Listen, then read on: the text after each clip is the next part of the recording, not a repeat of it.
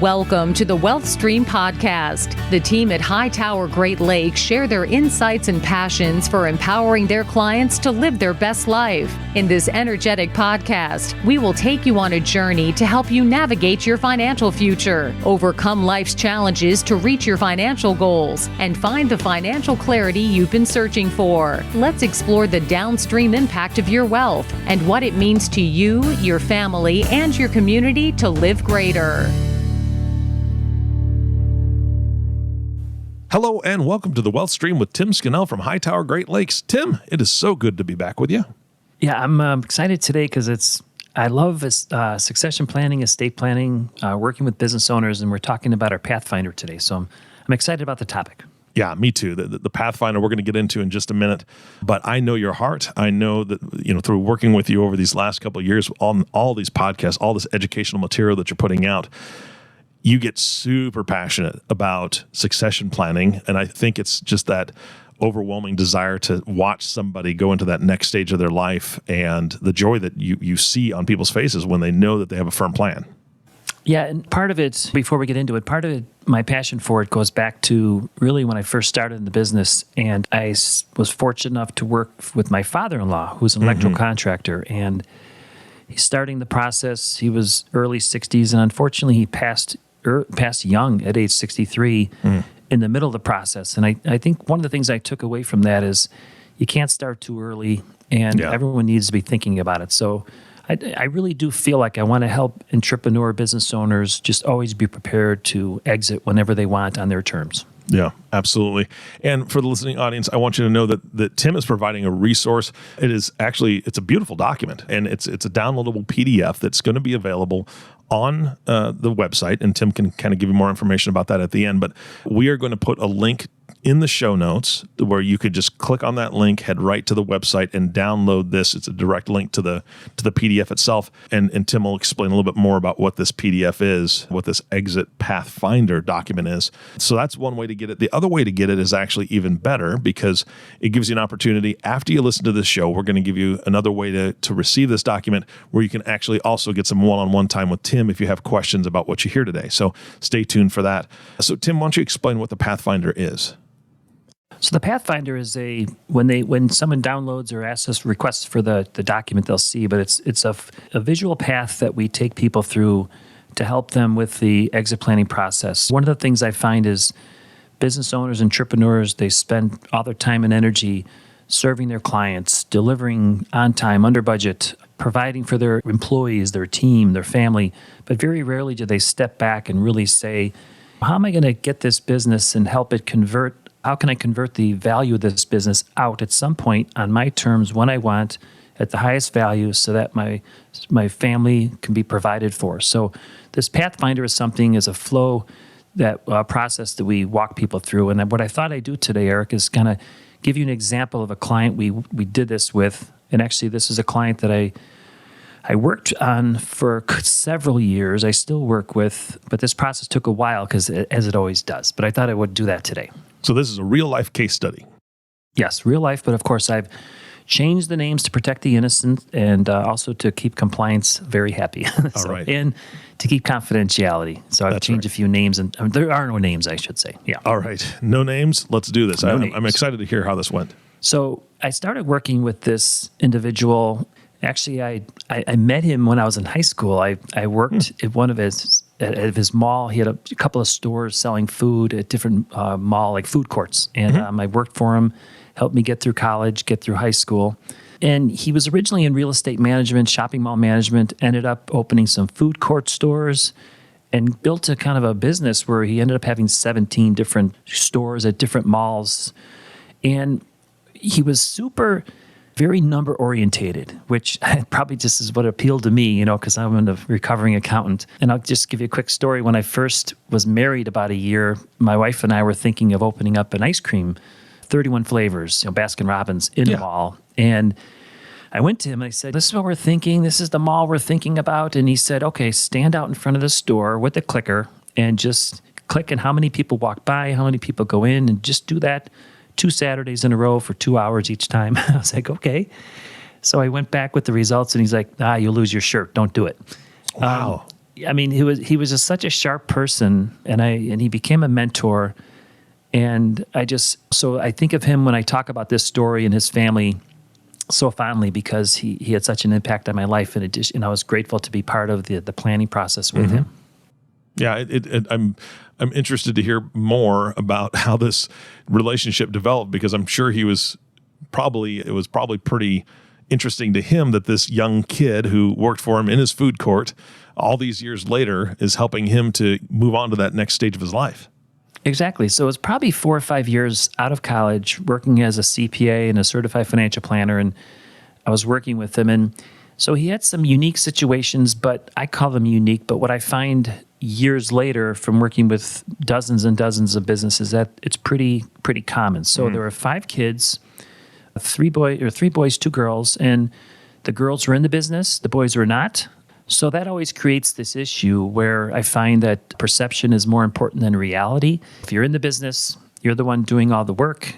Why should we share? And it's not always like this, and then if we're out of the business, is that fair that we're not in it? So he had all kinds of issues related to, how do I treat the children who are in the business fairly and equally, and at the same time do the same with the children who are not? Yeah. So that was I mention that because we always think of this as financial planning as numbers, but we really had to work through all that, the emotional part of it, before anything could happen. And one of the things that we decided to do was, and this was the very first time I did it, and I've done it a number of times since, is we had a big family meeting. And the parents were there, the kids were there, the ones who were in the business, the ones who were out. I had meetings with all of them before. And what we really talked about was, here's where everyone's at. Here's the goals we think that the people inside and outside have, and more importantly, the family, the founders, the parents have. And then it was a starting point for conversations about what to do from there. So I always talk, and you've heard me say, Eric, that this process takes a long time. I've been working on my succession plan since 2014. It takes a long time because of the emotional parts of it, especially with the founders creating it's their baby, creating their legacy. And there's a lot of issues that you have to go through. Yeah. And and we've spoken about this in brief quantities on previous podcasts, but one of the things that stuck out to me is when you have multiple kids, there can be a lot of emotion. Like you said, some of the children were in the business, some weren't. But taking as an example, and I don't know these children, you do, but what if one of the children was a school teacher? Or what if one of the children worked for a nonprofit, and those people that work in nonprofit and also teachers, we know they don't get paid well. They're sacrificing a lot to work with children, or they're sacrificing a lot to work with an audience, maybe homeless people in a nonprofit. And therefore, they're not going to be in the business because they're serving a different population. And that's a beautiful thing. And so it gets back to that thing that you've said before, fair versus equal when it's succession planning time. And that can be really tough. It can be. And so if you think about the primary interest initially is, or it should always be, I think, is how much cash flow is there now and going forward, and will it support the parents, the founders? And that's number one. And then number two is, how do we protect the children, if there are children in the business, because they're the ones working hard and generating the value of the business? And then also, how do we make it so that the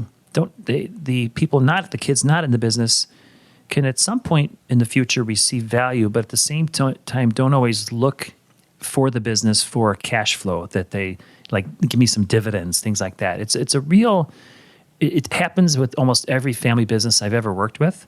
And what happens in this case, and I think since then I've worked with a lot of farmers in Northwest Indiana, and what I think is unique about farming, which is similar to this case, is that typically a farmland can support some of the kids, but cannot possibly support all of the kids. And it's just a real struggle to figure out, well, then how do we do that? Because just like a business, like he created this business with 17 stores, some performing well, some not. And it's like, that's his legacy. You want to protect that, but at the same time, there's all these complicating factors within the family. So I find that he was like a lot of maybe business owners in the audience, where he was focusing most of his time and energy on serving his clients, employees, thinking about his kids. he was working a ton of hours. He was getting into his, mid to late 60s. He wasn't really maintaining his health. And one of his biggest things that was paralyzing him and preventing him from moving forward was this fair versus equal. How do we treat the kids eventually when he was gone? So we walked through this exit path process, and it took about 2 years, a number of family meetings where you're identifying, here's where you as the parents, the founders are, here's where you need to be, here's where the kids are, here's where you're telling me you want them to be. And that takes a long time. And then once we identify where you're at, where you want everyone to be, and where the gaps are, we can implement some strategies. And so about 2.5, maybe almost 3 years later, we did implement a plan. And instead of focusing all of his time and energy on the kids, the employees, et cetera, he really was able to transition out over time and spend more time with his grandkids and more importantly on his health. And I think what I value even more was, instead of the business really owning him, because I find a lot of business owners love what they do, but they end up feeling trapped. Like, how do I get out? He was able to control much more of his time because we had a process, we had a team, we helped him organize a better team at the company to take over. We've talked about that. And then really, one of the other key things is it's hard for business owners to really understand what their business is worth and how that value will translate into income and cash flow when they retire. Yeah. So instead of not really knowing that, we valued the business. We created a process, and he had a lot of confidence, because you need confidence to really end up walking off the diving board or walking off and saying, yes, I can exit, I can spend time, and I'm not going to outlive my money. So it was a long process, but this exit roadmap really helped out a lot. Yeah, absolutely. And again, as a business owner, I can imagine building this, and I don't want to use this term too loosely, but your empire. I mean, 17, I think is what you said, 17 different locations or stores. Yeah. That to me is an empire. I mean, that's a good size overall business. And you want to have guarantees that it's going to continue in the future and it's going to provide for you in the future, or however you're going to do the succession plan. But there is no guarantee like that, right? I mean, you don't know COVID, right? We didn't know COVID was going to hit. We never know what's around the corner. We can only do the best planning possible. I know that's why you look at things from every possible angle, worst case scenario, best case scenario.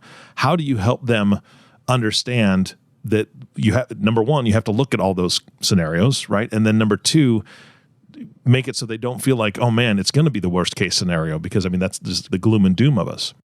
No, absolutely. And one of the unique things about, I think, entrepreneur business owners is, they don't consider what they do work. They don't think of normal retirement, like I can't wait to age 65 and go sit on the beach.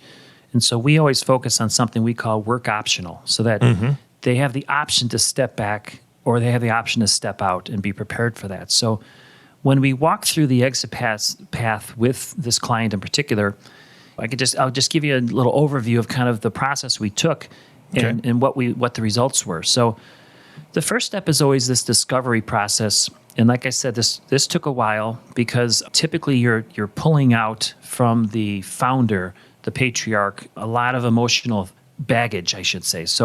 But we found out after a while that, the father wanted to retire. His wife definitely wanted him to retire. Wanted to be more active with the kids, and in particular with the grandkids. And there was a concern that some of the kids in the business were stepping up, some weren't. So we've talked a little bit in the past about bringing in consultants, which we did, about are the right people in the right chairs. So parents, and I'm guilty of this, I look at my kids and I think, they're perfect, or they're not perfect. But sometimes in a business where you might have your one son in sales who should be in operations, or daughter in marketing where they should be maybe the CFO, let's say, we needed an objective person to come in and say, look, we need to restructure this.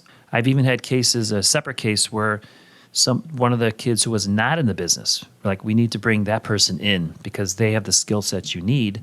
So we did that. So in this case, the active kids wanted more control.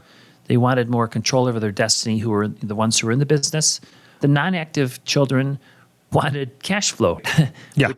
And we had to say, unfortunately, this business didn't support that. And they had to really make some tough decisions and tough announcements, even about this stuff has to stop and we need to treat it more like a business. And for there to be anything down the road and we're gone, we really need to change how we're doing things now. So you can imagine how those family meetings, they were tough. I got to tell you, they were tough. And the other thing is the father really wanted to, he was on a board of a local hospital and he really wanted to commit more time to that. That was his passion. So we were trying to get him to that point, which we eventually did, but it took a long time.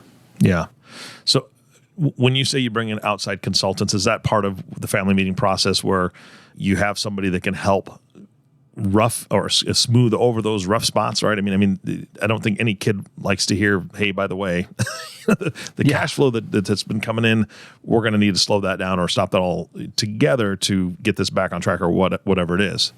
Exactly. No, we definitely, I am not qualified to mediate or moderate or do some of these meetings. In fact, I always recommend they bring somebody in, and oftentimes, with the virtual family office kind of process or philosophy we have, we'll go out and screen and identify and then bring 2 or 3 to the client and say, these are the ones we think might work. You pick ones that you're comfortable with. And that's what we did in this case too.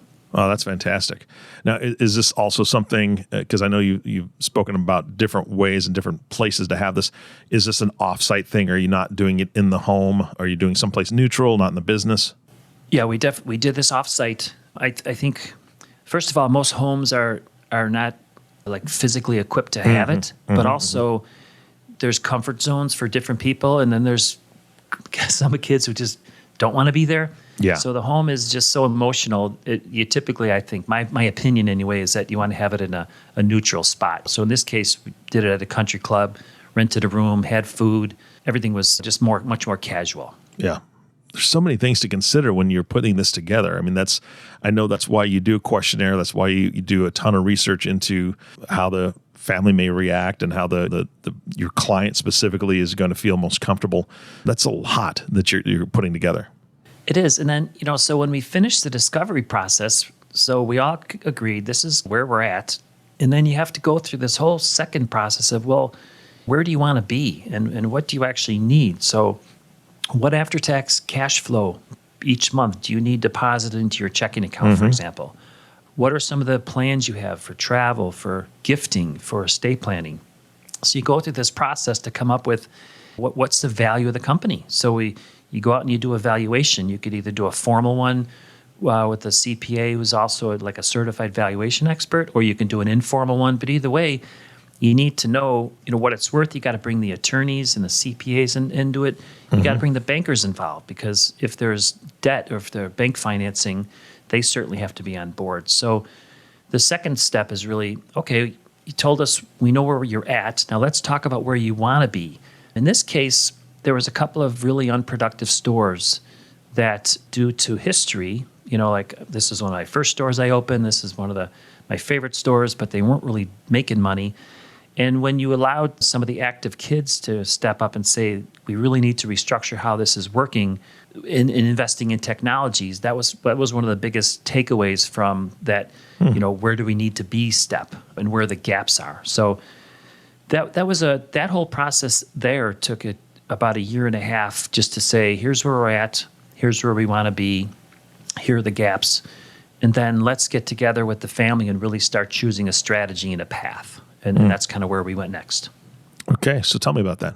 So once we knew the value, once we knew, this is typical where you have to look at all your options. So do I want my kids to take over and then have, so there's 2 in the business, 3 not. Do I, how do I treat them fairly? Or in this case, we approached, a couple of these were franchises. So we approached the franchise and said, what would you pay to buy this? So maybe it's more fair for the 3 who are not in the business long term.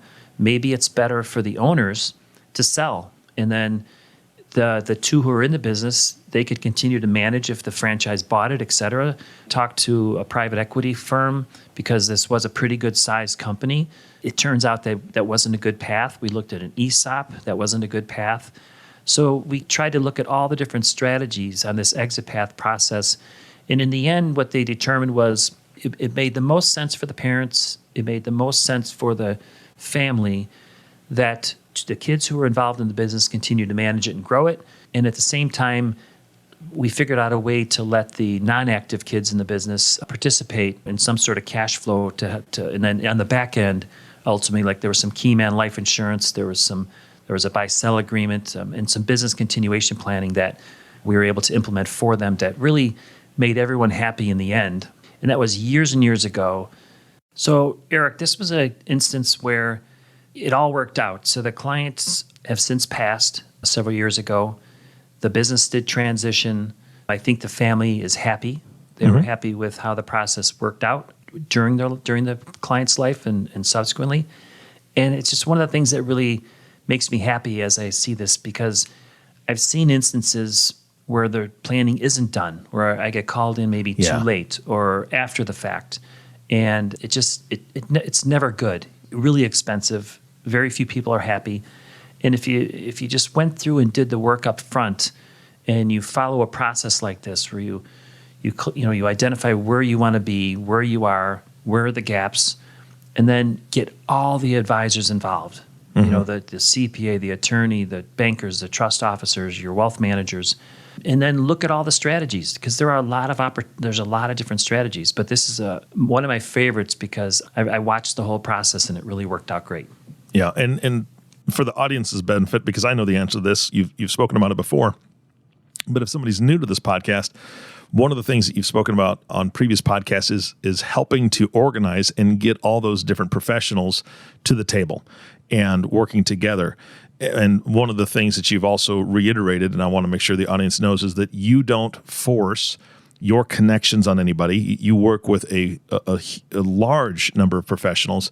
So if somebody doesn't have a good insurance agent or a banker that they've been working with or a CPA that they've been working with, I know that you're connected to a lot of people, but your goal, from my understanding, is to bring their CPA, the people that they've already been working with, to the table and get everybody to basically cooperate toward this one goal, correct? That's absolutely right. My hope is that when I'm meeting with the client, that they have an A-plus team already. And I want to work with all of them, the CPA, the attorney, the banker, et cetera. Oftentimes, there might be gaps where maybe they just don't have the best, most proactive CPA. So, for example, in 2019, I literally went out and I interviewed 19 CPA firms or CPAs in Northwest Indiana. And my goal really was to identify where their market is, what their specialty is, are they proactive, are they responsive, so that I could refer clients to CPAs if I needed. And I'll be frank, there was 4 that I ended up selecting as good, and the other 15 weren't bad. It's just that oftentimes they're full. They're saying, I don't need any more business, or where we're at, there's a number of practices where the professionals are older, they're ready to retire, and they're really not taking on new business. So it wasn't that they were not good, it's just that they weren't responsive and they weren't really keeping current. So yes, we're always trying to find the A-plus team for our clients. That's fantastic. All right, anything else with this story or any other information that we need to pass on to the audience today? I think what I'd just like to leave the audience with is that I do this every day. I work with business owners every day. This is what I do. And I help them get to a point where work is optional, where they can step back if they want or step out on their terms, make smart decisions about their money. And so if there's anyone out there who is interested, the next step is you can email me at tscannell@hightoweradvisors.com. And what we offer is a 1-hour free, what we call work optional meeting. And what I can tell you, Eric, is after that meeting, you'll get a clear picture of kind of what you tell me your work optional life looks like. You'll get a clear picture of any gaps between where you are today and where that optional work life is. And then we typically have 2 to 3 strategies. So as a worst case, you're going to walk away with 2 to 3 strategies that you could either take to your current advisor team or hopefully, work with us. Yep, absolutely. And actually, Tim beat me to the punch here. The other way to get this resource, this downloadable PDF, is to actually just email Tim at tscannell@hightoweradvisors.com.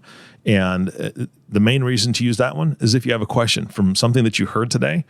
Maybe you have a question about your specific situation, or maybe you're a child or grandchild listening to this, that your grandfather or grandmother or mom and dad have created a business and they've been talking about it but haven't really done anything about it.